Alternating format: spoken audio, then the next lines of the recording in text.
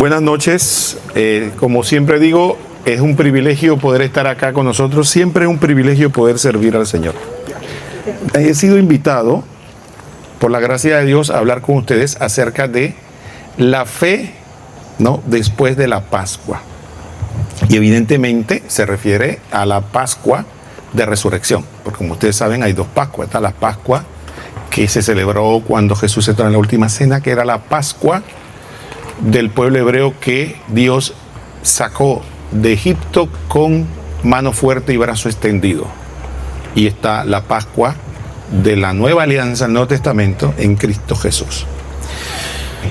Esta charla que quiero compartir con ustedes va a tener dos partes. En la primera parte le voy a pedir un poco de paciencia, porque es un poco la parte teórica, como el sustento, lo que yo quiero compartir con ustedes. Y después un poco la parte vivencial, que es importante para nosotros, porque no va a poder haber una parte vivencial si no hay el sustrato doctrinal. Así que en esa parte sí les voy a pedir un poco de paciencia. Y entonces tendríamos que hablar efectivamente de la resurrección de Cristo. Cuando yo hace unos años tuve la primera oportunidad de tener un curso de primeros auxilios, en esa época, hace unos años, se hablaba de resucitación cardiopulmonar. Después se dieron cuenta y cambiaron el término, ahora es reanimación cardiopulmonar. Porque efectivamente la resurrección tiene una connotación diferente, es traer a alguien de la muerte a la vida. Cuando nos encontramos en la Escritura, también vamos a encontrar ejemplos de personas que vienen de la muerte a la vida. Recordemos tres contextos muy concretos. El primero, por ejemplo, tenemos el que muy probablemente viene a la memoria rápidamente para nosotros, es Lázaro, porque es impresionante cuando Jesucristo trae a la vida a Lázaro.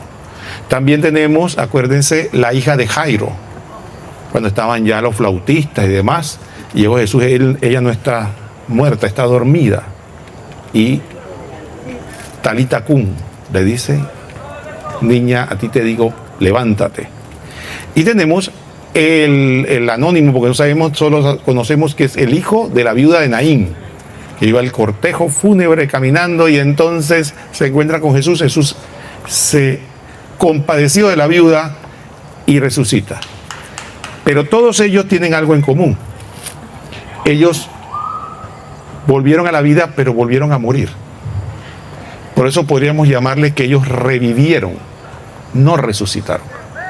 Porque efectivamente ellos, Lázaro volvió a morir, el niño y la niña que resucitó, el joven de la viuda de Naín y la hija de Jairo, volvieron a morir. Sin embargo, Jesucristo resucitó y la muerte, decimos nosotros, ya no tiene poder sobre él. Él venció la muerte de una vez por todas. Así que la muerte no tiene poder sobre él. Entonces, efectivamente, ese acontecimiento que llamamos nosotros la resurrección tiene una connotación importante en toda nuestra existencia. Porque si ustedes se ponen a pensar, el eje motor de nuestra vida, si yo le preguntara a usted, el eje motor de su vida, ¿cuál es? Algunos dirán: mi esposo, mi esposa, mi papá, mi mamá, mis hijos. Y permítanme el atrevimiento de hacer una corrección. No es ninguno de ellos. Es su propia vida. Es su propia existencia. Porque usted puede tener hijos, hijas, papá y mamá mientras está vivo. Pero cuando muere. Así que todos nosotros, lo que hacemos, querramos o no, gira en torno a un eje que es nuestra vida terrena. Y cuando termina esa vida terrena, aunque no nos guste pensar en eso, esa es la realidad. A veces hay ocasiones donde uno está frente a un público y le dice: nadie tiene el mañana garantizado, y es un tema que no me gusta. Porque todo el mundo dice: bueno, sí, a mí me gusta, yo creo que voy a vivir 100 años más. Pero uno sabe que es de los dientes para afuera, porque uno no va a vivir ningunos 100 años más. Uno sabe que va a tener que enfrentarse a la muerte al final de la vida terrena. Entonces, ante las preguntas de esta, que es importante para nosotros, la iglesia no es un lugar para bien vivir. Yo no vengo a la iglesia para que me vaya bien. Yo no vengo a la iglesia para ver si me va mejor en mi trabajo, mi relación de pareja mejora. Eso son como cosas colaterales que uno obtiene de Dios, pero no es la esencia, no es el fundamento. Yo vine a la iglesia para ganar las promesas de Cristo. Entonces, sí, la resurrección viene a ser el eje fundamental que le da sentido, viene a darle sentido a mi vida. No es simplemente aleluya, gloria a Dios, qué alegría, el pobre crucificado que martirizaron por culpa nuestra ya está vivo y no sufre más, está en el cielo y está a la derecha del Padre y estamos felices por ese acontecimiento y que tenemos un Dios bueno y poderoso. Sí, todo eso es importante, pero para mí, para mi existencia, entonces de eso es que queremos reflexionar. De eso queremos reflexionar. ¿Cuál es la visión que tenemos nosotros de nuestra vida terrena? ¿Qué pensamos de la muerte? Cuando nosotros, por ejemplo, vamos a un funeral, es típico frases como esta: no somos nada, dice uno. El otro dice: no te preocupes, Él va a vivir en nuestros recuerdos. Él no va a desaparecer porque siempre lo vamos a recordar. O va a vivir en sus hijos, o las obras que hizo, Él va a vivir ahí. Un momentito. Entonces la existencia de las personas depende de nuestro recuerdo, de las obras o de la generación que dejó. Eso es lo que nos espera. El pálido recuerdo de la gente que quede viva y nosotros simplemente desaparecemos de la faz del universo. La gente llora a sus muertos como si nunca más los vuelva a ver. Se aferra al ataúd y grita: no te vayas, no me dejes. ¿Por qué me dejaste? Entonces esas escenas que son duras nos cuestionan a nosotros dónde está nuestra fe. Porque si nosotros lloramos a nuestros muertos igual que lo lloran los paganos o los que no tienen fe, lo que debíamos preguntarnos: ¿qué significa la resurrección de Cristo para nosotros? Porque la fe en la resurrección de Cristo no es solamente pensar que Él está vivo y ya no muere más. Es con respecto a mi vida, con respecto a mi redención, lo que llama la iglesia la redención subjetiva. ¿Qué tiene que ver la pasión, muerte y resurrección de Cristo con mi vida personal, con mi día a día, con lo que yo me enfrento? Y como decíamos, hay un eje fundamental: vida, muerte. Y por eso queríamos en esta introducción hablar de 3 muertes que la Escritura nos describe, que nos puede ayudar a reflexionar sobre eso. Hay 3 muertes. Cuando nosotros vamos al Génesis, la palabra de Dios dice que estaba el hombre y el hombre de parte de Dios recibió aliento de vida, y eso lo encontramos en la Escritura. Dice Génesis 2:7: entonces Yahvé Dios formó al hombre con polvo del suelo e insufló en sus narices aliento de vida, y resultó el hombre un ser viviente. El hombre tiene aliento de vida, pero el aliento de vida del hombre no es lo mismo que el aliento de vida del perro, del gato. Y hago el excursus porque si preguntan, no hay un cielo de perros, no hay un cielo de gatos, porque el cielo es la comunión con Dios solamente de los que tienen el don de un alma inmortal. Entonces el hombre, según la palabra de Dios y enseña la iglesia, es cuerpo material, alma espiritual en unidad de persona. ¿Y qué entonces qué es la muerte? Entonces la muerte efectivamente no es la aniquilación, la destrucción. La muerte es la separación del alma del cuerpo. El alma, el cuerpo queda en el sepulcro y el alma va a su destino eterno. Ya desde muy temprano en la Escritura se enseña eso.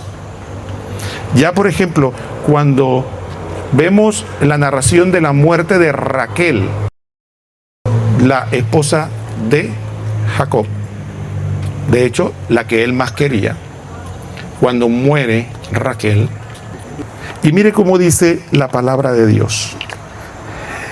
Entonces ella, al exhalar el alma, cuando moría, le llamó Ben-Oni, pero su padre le llamó Benjamín. Entonces cuando tuvo a su segundo hijo, Benjamín, ella murió.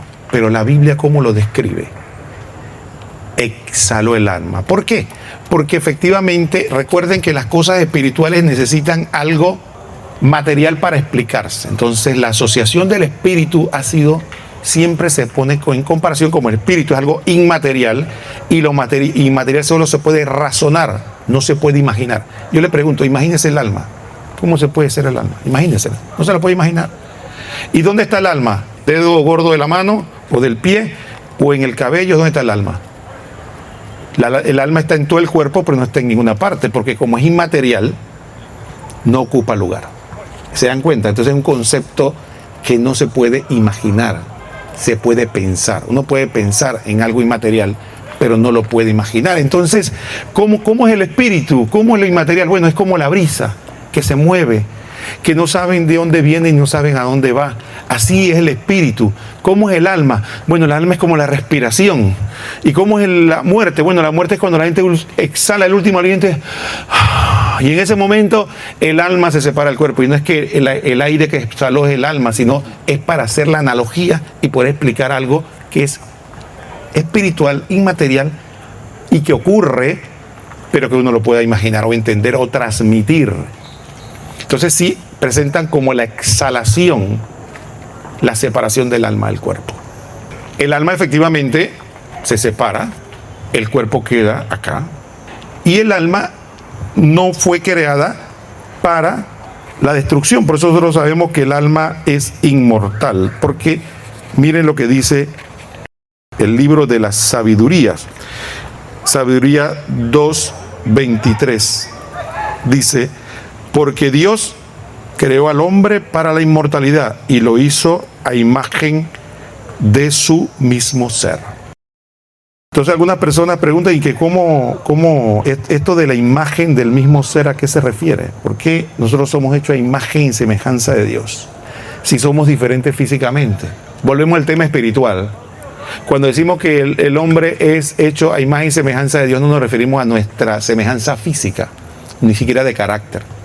Nos referimos que Dios nos dio un don que es privativo de Él. Tenemos inteligencia y voluntad. Inteligencia para entender y voluntad para amar. Eso solo lo tienen los seres humanos, los ángeles y Dios que quiso darnos eso a nosotros. Entonces nosotros por eso tenemos la imagen de Dios. Por eso somos responsables de nuestros actos. Y por eso somos capaces de relacionarnos con Él. Porque podemos tener una relación de persona a persona. Yo puedo tratar de comprender lo que Dios me dice y a la vez corresponderle a su amor. Esa es la imagen y semejanza de Dios que tenemos nosotros, impresa en nosotros. No nuestro parecido físico, porque todos somos diferentes. Siempre recordemos esto. Entonces ya la muerte empieza a tener un sentido. Entonces si efectivamente las preguntas que vienen es como cuando Jesucristo, ¿recuerdan cuando Jesucristo le infundió ánimo a sus apóstoles? Y cuando sabía que venía la persecución, ¿qué le dijo? Dijo Jesucristo en Mateo 10:28, y no teman al que mata el cuerpo, pero no puede matar el alma. Entonces aquí empezamos el tema de la inmortalidad del alma. Entonces si el alma no puede morir, entonces ¿qué pasa con el alma? Entonces primera enseñanza nuestra importante, que tiene validez para nuestra existencia ahora y en el futuro. Una vez cada uno de nosotros somos creados, no vamos a dejar de existir jamás. Una vez nosotros somos creados directamente por Dios, no dejaremos de existir jamás. La pregunta es, ¿dónde queremos pasar el resto de la eternidad? Porque no, querramos o no, no vamos a dejar de existir, porque nuestra alma es inmortal.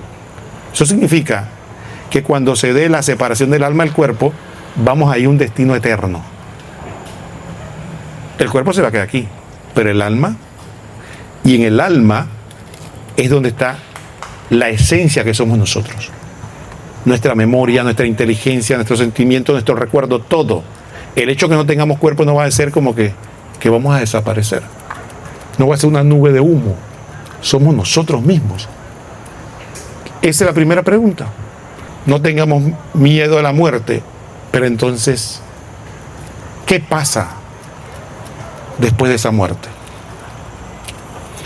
No hay ninguna oportunidad de que simplemente tres destinos y que bueno, vamos aquí, los que se portan bien van al cielo, los que no se portan bien van al otro lugar y una tercera opción, los que desaparecen. No.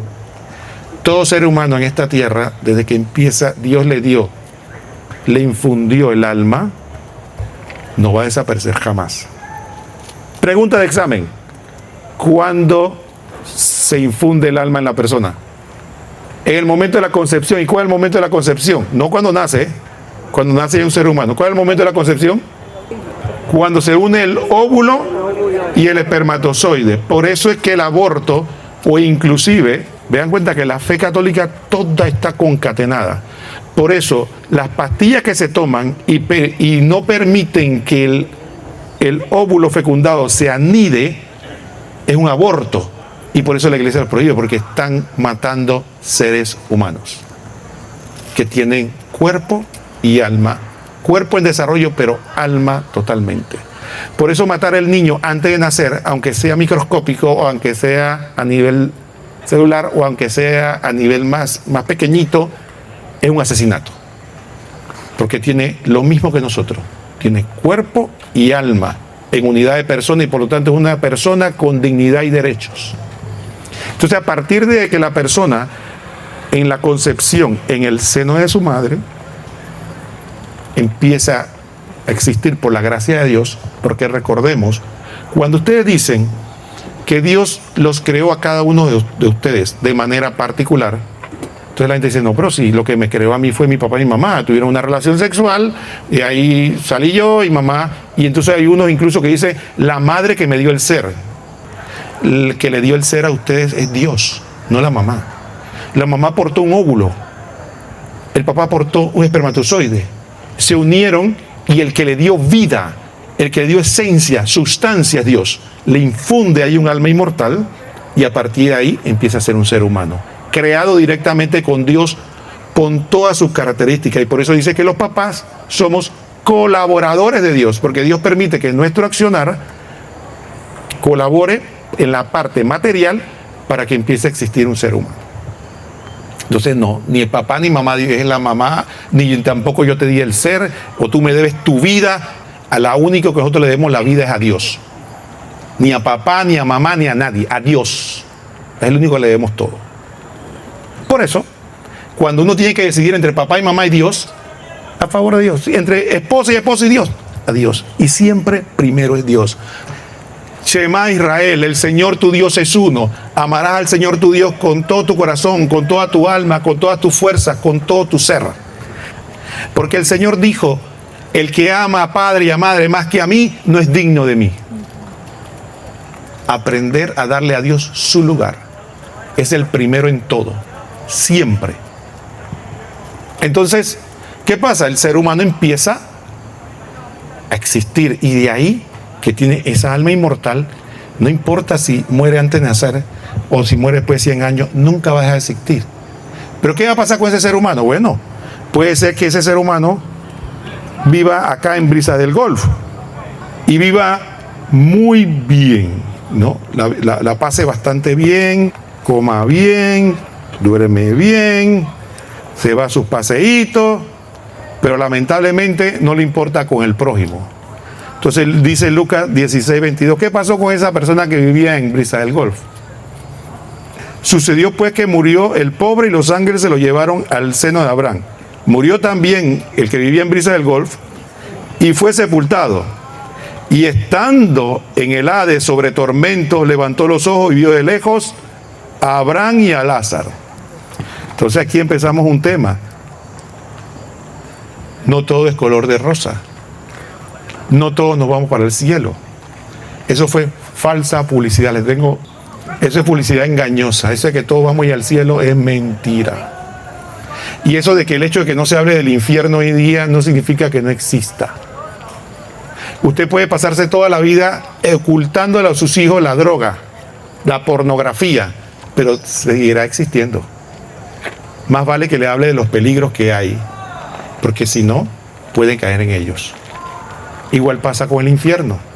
El infierno no asusta a las personas buenas. Yo le voy a poner un ejemplo. Yo estoy completamente convencido que todos ustedes son padres responsables. Y que yo no tengo, que al contrario, ustedes no le dan lo básico, ustedes le dan eso y más a sus hijos. Pero hay leyes contra los padres irresponsables, ¿o no? Y hay padres que hay que llevarlo a las leyes. ¿Para qué? Ese tema yo no tengo que tratarlo aquí. Yo tengo que decirle, oye, si tú no le das a tus hijos te van a llevar a la ley. Entre gente buena no hay que hablar del infierno. Pero no significa que el infierno existe y no significa que no haya gente que no vaya al infierno. Entonces, no vamos de un extremo a otro. Mejor no hablemos del infierno. Porque lo que queremos es que la gente ame a Dios. Sí, queremos que la gente ame a Dios, pero el que habló del infierno no fue San Pedro ni San Pablo, ni siquiera la iglesia, fue Jesucristo. Jesucristo fue el que dijo esto en la parábola. Y Jesucristo fue el que dijo, y los que se van a la izquierda, malditos, vayan al fuego eterno.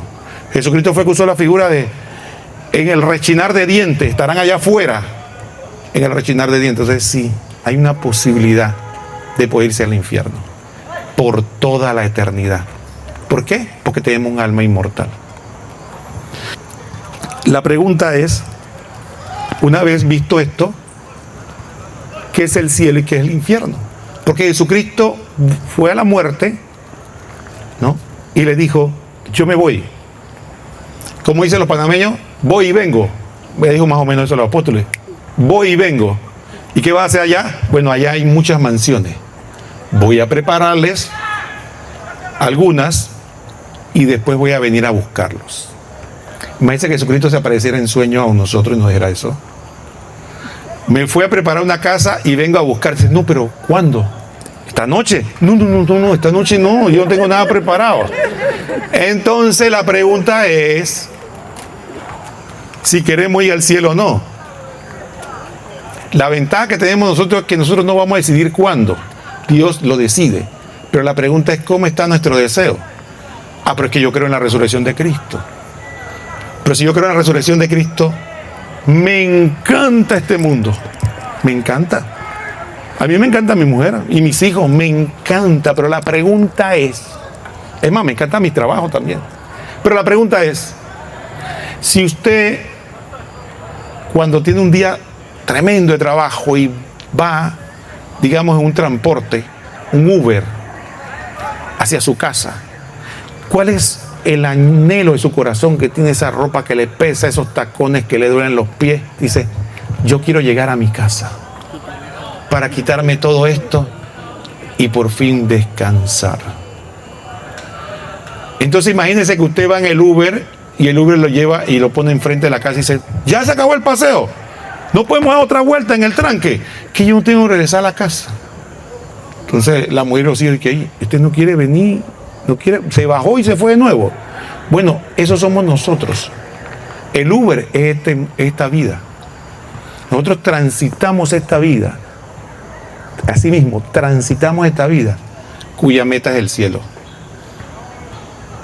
Pero queremos estar en el Uber, y si el Señor nos dice, hey, mira, ya llegaste a la casa, y dice, no, pero tú no puedes, vamos a negociar, no puede ser más tiempo. Entonces, otra vuelta, examinemos cómo está nuestra existencia frente a eso. Por eso nuestras actitudes frente a la muerte son extrañas, ¿no? Son extrañas porque decimos que efectivamente la muerte es el paso de esta vida, como decimos en la oración de la salve, de este valle de lágrimas a la otra vida, pero no los creemos. Si no los creemos no hay problema. Tenemos que orar, tenemos que confesarnos, tenemos que comulgar, tenemos que pedirle a Dios que nos dé esa certeza de que cuando el Señor nos llame, yo puedo decir, qué alegría, Señor, si eso es lo que yo estaba esperando, encontrarme contigo. Ese es tener fe en la resurrección de Cristo. Ahora, vamos a poner otro caso. Esto es mi propia muerte. ¿Qué pasa cuando yo tengo que enfrentar la muerte de otra persona?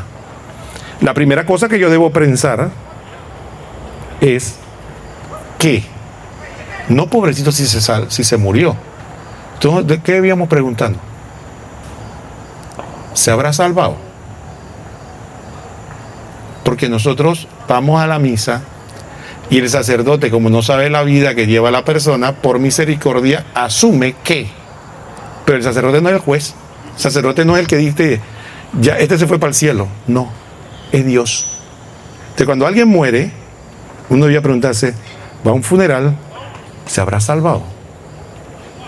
¿Se habrá ido al cielo? ¿O al purgatorio? ¿O se habrá ido allá abajo? Entonces viene la otra consecuencia de mi vida con respecto a la resurrección. Si después de la muerte hay una consecuencia eterna, ya una vez yo estoy en el camino, ¿qué debía preocuparme yo? Porque los demás se salven. Y ahí surge el celo apostólico. Porque si yo me creo que todo el mundo se va a salvar, entonces que cada quien en su vida, a mí qué me importa, tú vives como te dé la gana y yo vivo como me da la gana, porque al final todos nos vamos a encontrar en el cielo. Pero si no es así, y algunos se salvan y otros posiblemente no se salven, entonces, y Dios nos pidió que nos amáramos unos a otros, entonces, ¿cuál es el mayor regalo que yo puedo darle a mi hermano? ¿Pan, leche, una casa o la salvación eterna? Por eso el valor más grande que yo puedo darle a un hermano es encontrarse con Cristo. Y por eso la obra más grande que yo puedo hacer con una persona es evangelizarla. Y por eso uno de los sacrificios más grandes que yo puedo hacer es en función de la salvación de los demás. Ya sea del sacrificio a través de la oración, el ayuno, lo que usted quiera. Pensando en la salvación del resto de las personas. Porque la iglesia no es un club social que nos reunimos para bien vivir. Es el medio que Cristo dejó en este mundo para que la gente no se vaya al infierno, sino que se vaya al cielo. A través del camino que Él estableció. Porque Jesucristo murió por nosotros, ¿para qué? ¿Para salvarnos de qué? Póngase a pensar. Decimos una y otra vez, Jesucristo murió en la cruz por nosotros para librarnos ¿de qué? Del pecado. ¿Y cuál es la paga del pecado? La muerte. Pero ahora viene, ¿pero qué muerte? Entonces vamos a hablar de otra muerte. Cuando vamos a la Escritura, vamos a escuchar muchas veces la palabra muerte. Sí, la muerte física, pero viene la otra muerte.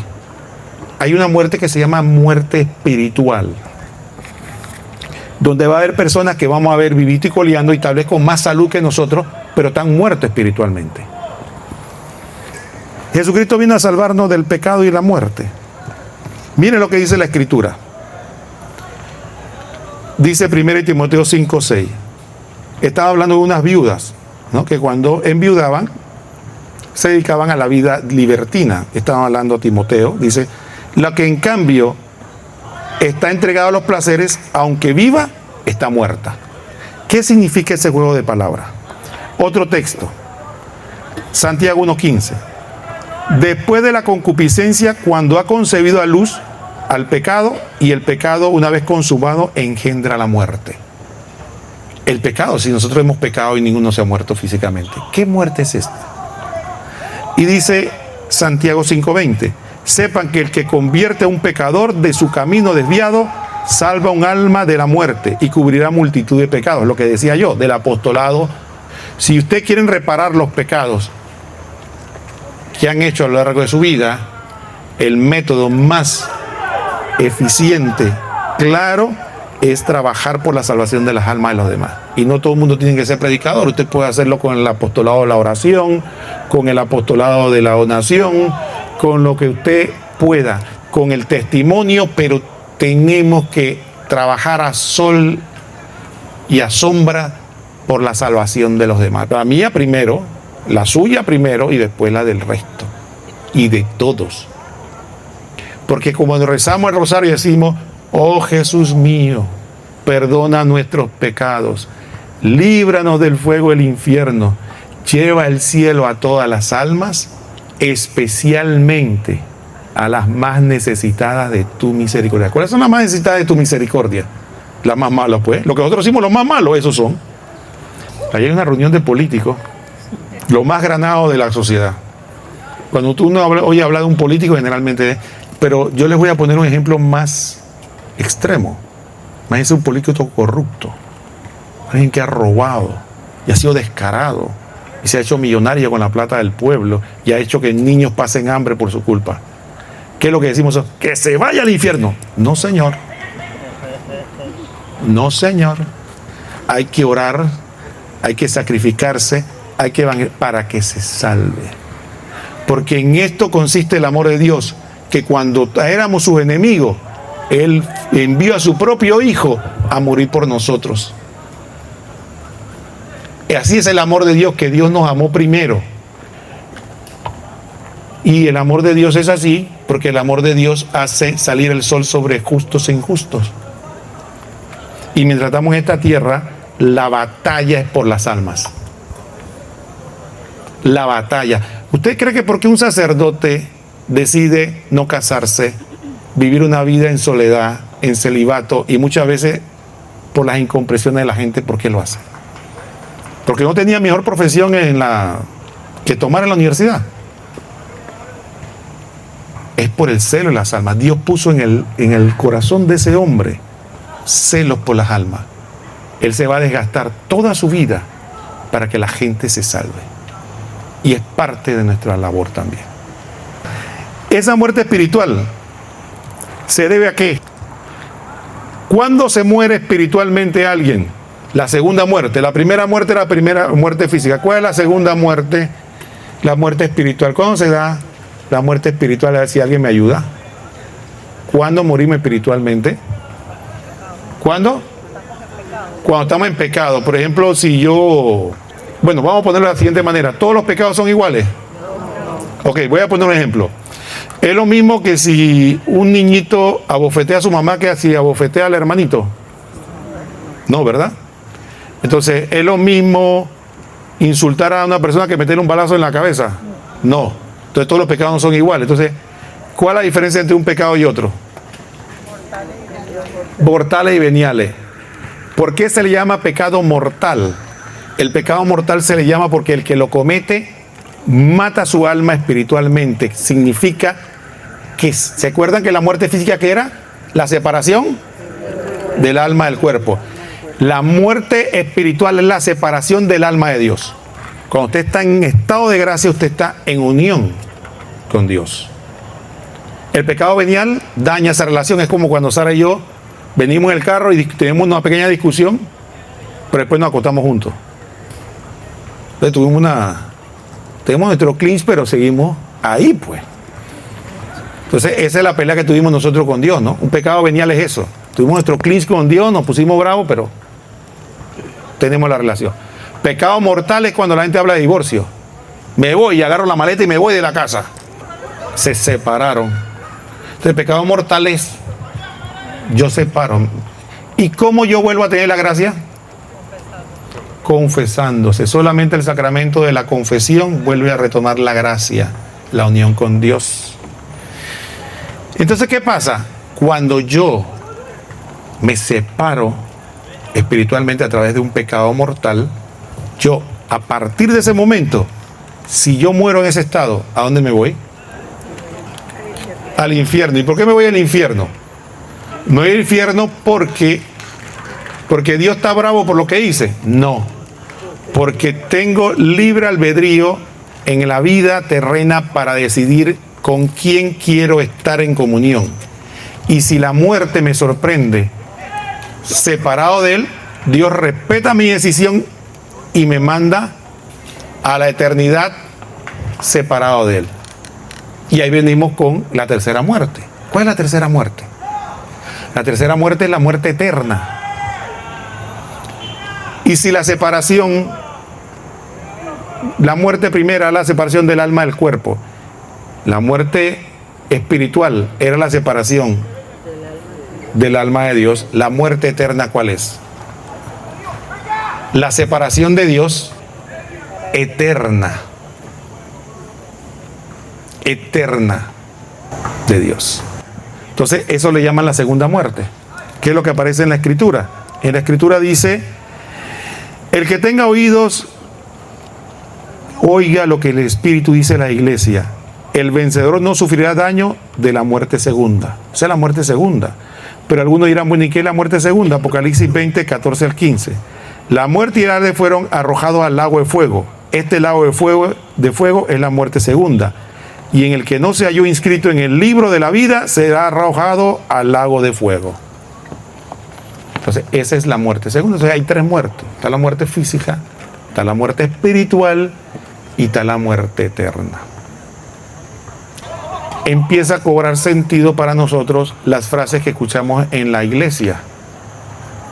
Cuando dice que Jesucristo con su muerte nos ganó la vida y con su resurrección destruyó la muerte. Y la gente dice, pero si no seguimos muriendo, ¿y qué vida me está dando si yo sigo vivo? Entonces, con su muerte nos ganó la vida, porque nos dio la posibilidad de tener vida espiritual y tener acceso a la vida eterna. Y con su resurrección destruyó la muerte. ¿Por qué?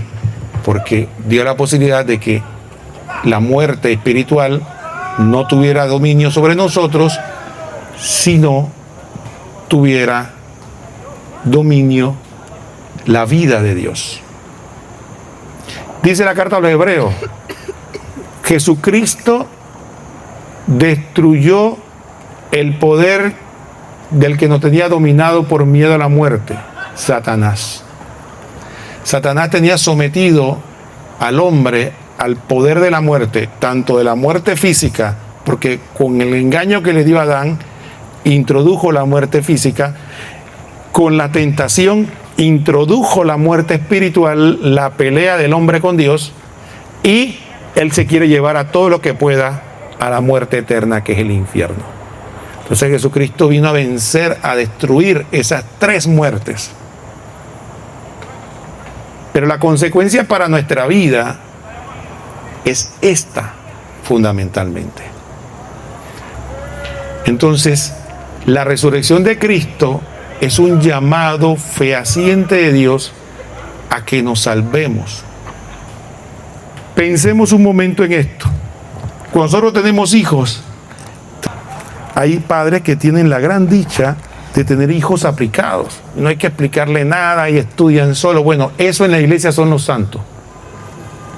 No hay problema. Pero hay papás que tienen el trabajo. ¿Hiciste la tarea? ¿Te acuerdas de esto? Y papá, a esta hora. Y la cartulina que había que... Y tú no me habías dicho nada de cartulina. Sí, y ahora que voy a ganar la nota, yo no sé, pero... ¿Y qué está abierto? Bueno, ahora hay muchas cosas abiertas, pero antes no había nada abierto.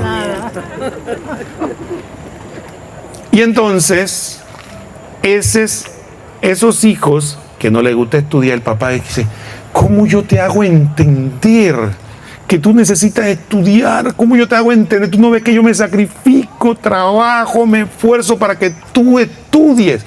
Estudia, esfuérzate, mira que yo no hago eso para mí, lo hago para ti. Entonces uno dice, ay, ¿cómo yo hago para explicarle? Bueno, esos hijos que no nos gusta estudiar somos nosotros, porque esta vida es una escuela y estamos en clase y ya tenemos el texto. Sabemos que nos van a preguntar al final del examen. El profesor fue bueno y nos dijo, miren, cuando yo venga a poner el examen, estas van a ser mis preguntas. ¿Amaste al prójimo?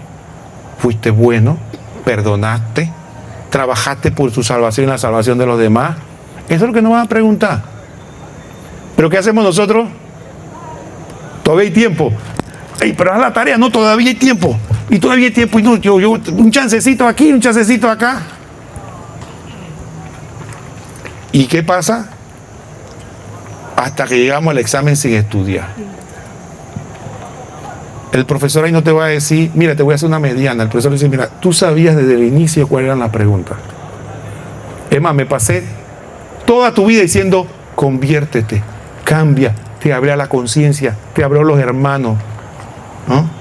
Te mandé un flaco ahí a hablar, hasta que se quedan y todo para decir, y tú, bien, gracias, y yo. La resurrección de Cristo es un llamado fehaciente, ferviente, con todo el corazón, a que nos libremos de las tres muertes. A que no caigamos en la trampa del enemigo.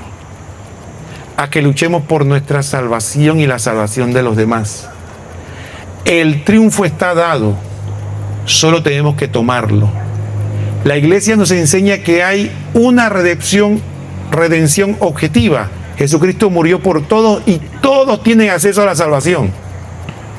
Pero hay una redención subjetiva. Es si yo me apropio de esa salvación. La salvación es un regalo. Y cuando yo recibo un regalo, yo puedo tomar varias actitudes. Yo puedo tomar el regalo, agradecerlo y quedarme con él para siempre. O yo puedo tomar el regalo y hacer como los noviecitos. ¿Sabes qué? Terminamos. Aquí están todos los regalos que tú me diste. Y se los devuelvo a Dios y dice, yo no quiero saber nada de ti. O yo simplemente puedo hacer y no me interesa el regalo. ¿En qué postura estamos nosotros? ¿Cuál es nuestra postura? Porque la salvación eterna, recuerden, es el estado en que yo me encuentre en la vida terrena al final. Al final, si yo me encuentro, cuando Dios me llama a examen, yo estoy en comunión con Él, eso es lo que yo voy a recibir. Si yo estuve rechazando a Dios todo el tiempo, hasta el último instante de mi vida, eso es lo que Dios nos va a dar. Porque recuerden, la esencia del cielo, ¿cuál es? La eternidad en comunión con Dios. Y la esencia del infierno no es llama ni quemadera, esos son accesorios. La esencia del sufrimiento del infierno es la eternidad sin Dios. Porque en esta tierra, si algo tenemos que convencernos, si algo de felicidad tenemos nosotros, no se la debemos a ninguna criatura, a ningún ser humano. Dios sabe que yo quiero muchísimo a mi esposa y a mis hijos, pero ninguno de ellos me ha dado ni un ápice de felicidad. Toda la felicidad que nosotros hemos disfrutado en esta tierra se la debemos a Dios nuestro Señor. Y tenemos algo de felicidad, inclusive los malos, porque todavía aquí tenemos alcance a Dios. Pero el día que nosotros nos alejemos de Dios de manera permanente, no tendremos de felicidad. Porque la felicidad es solo la unión con Dios. El diablo nos va a mostrar que la felicidad es el sexo, el alcohol, las drogas, los bienes materiales, los familiares, los autos, lo que usted quiera, la fama, el poder, siempre. Pero Jesucristo vino a decirnos que la única felicidad que tendremos en esta tierra es estar unidos a Dios. Y es lo que tenemos en plenitud en el cielo. Gloria al Padre y al Hijo y al Espíritu Santo. Como en el principio, ahora y siempre, por los siglos de los siglos. Amén. Bueno, como les dije, muchísimas gracias por la invitación y ha sido un placer por estar con ustedes. Gracias.